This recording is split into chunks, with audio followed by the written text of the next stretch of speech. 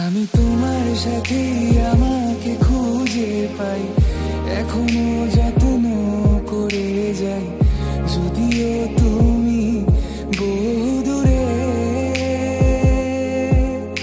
আমি আজও পাগল তোমারই ওই প্রেমে, গেছি হারিয়ে রাতের আকাশে।